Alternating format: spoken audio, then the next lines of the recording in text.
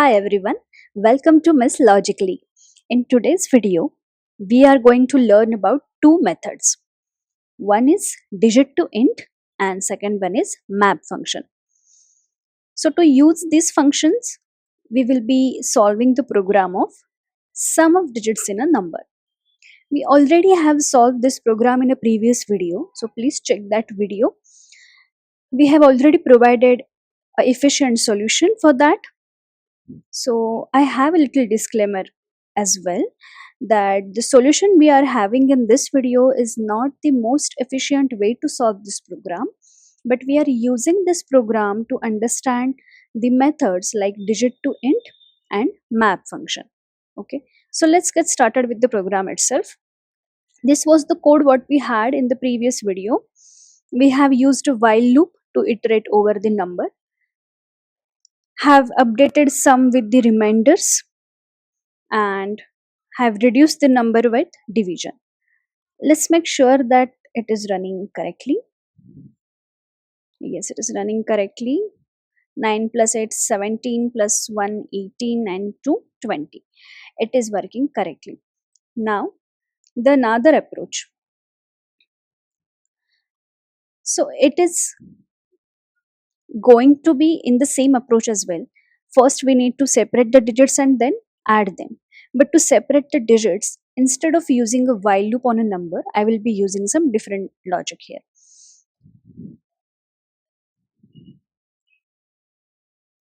So let's consider we have a number is an integer form. So to separate its digits, somehow if we try to make it split into an array, and we can add that array into a sum. So that approach will work. First split the number, store it in array, and add array elements. This will be the approach for this program. So to convert an integer number to an array, we will need a string in between. So I'll be converting first number to string because we directly cannot convert it into an array. Okay, so I'm using number dot to string. So this will give me a string with 98120. But as we know, a string means a character array. So each element of this array is a character right now. So I cannot add a character, right? So to convert a character from character to integer or to a summable format, we need in between transition where I will be using a map function. What this function does is map function will map the whatever condition or logic we provide into the predicate to each and every element of a collection, in our case a string. Okay, so into map what I am doing is it dot, as we all know we get it inside the map function. So for each character I will be doing digit to int function.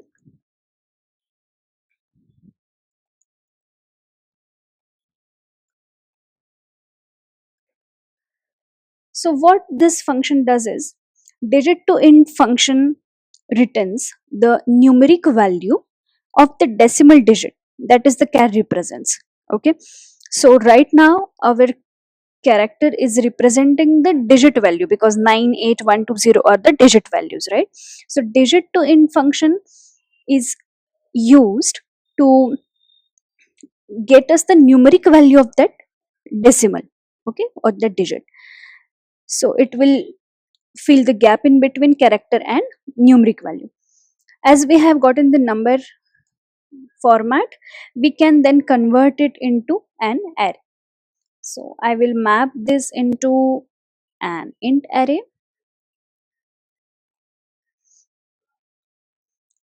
And once I have gotten the array, I can call some function on an array.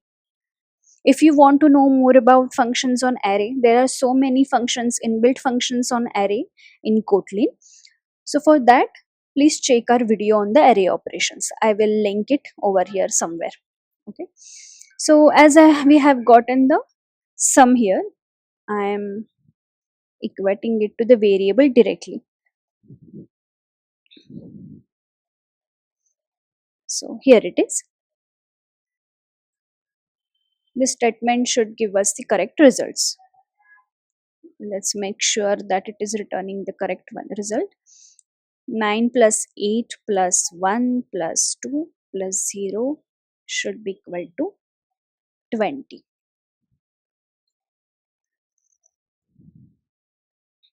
Yes, it is returning the correct result. What it is saying? Yes. As you can see, we haven't used any loop and we are not changing number or some elements, some variables right now. So I don't need to declare it as a var. Instead, I can declare it as a val itself. Okay. So let's try and run this program and check if the warning is gone. Yes, the warning is gone and it is giving us the correct results. So this is one of the ways in which we can use digit-to-int function and the map function. So tell me, how did you find this logic? Again, I'm saying that this is not an optimum solution for this program, but to learn these kind of functions we are using this, because with this approach we will be needing some extra space, like for to convert it into string or a map function or storing it in array.